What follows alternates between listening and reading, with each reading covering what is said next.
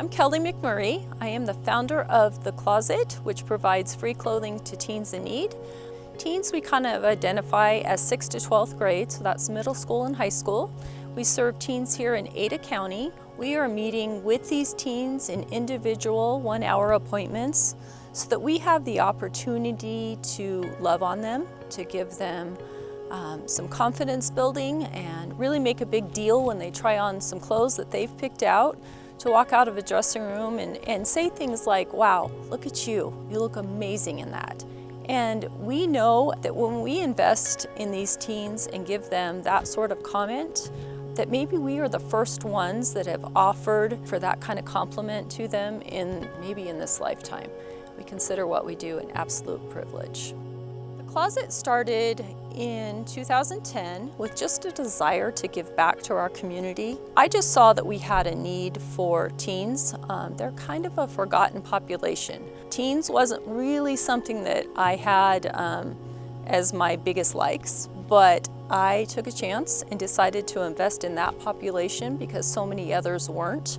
And it turns out that teenagers are probably my favorite, and that would be who I would invest in over and over again.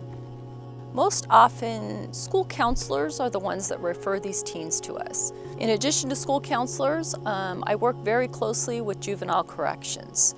I'm going to be honest, juvenile corrections is some of my favorite appointments. Those kids are always so excited to be here. To come here and try on clothes that you used to wear, jeans, brand names that you used to remember before you were incarcerated, is a big deal to them. So school counselors, juvenile corrections, homeless shelters, mental health agencies, foster care, kids age out of foster care at 18. I work with a lot of transitional homes. So the needs at the Closet are ongoing. We constantly have a need for clothing, but we are so generously supplied by the community that's not usually what I most ask for anymore. I think one of our biggest needs at this point is financial. This is a beautiful, beautiful retail space that we're in, but we don't sell anything here. So we have to rely on the community to help keep it going, to pay the rent, to keep this roof over our heads so that we can continue supplying this beautiful space to these kids. Volunteers are also another need that we have at the Closet. I would love to have additional volunteers that could help us sort clothing.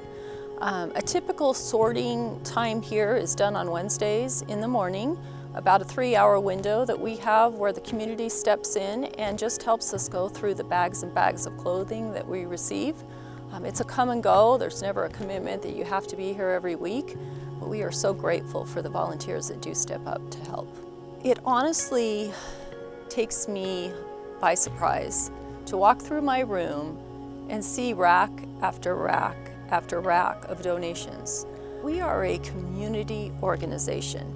I tend to get so much of the credit for what happens here, and I appreciate that, but it's so hard for me to take all the credit because without the community that I have standing behind me, we would not have the success that we do today.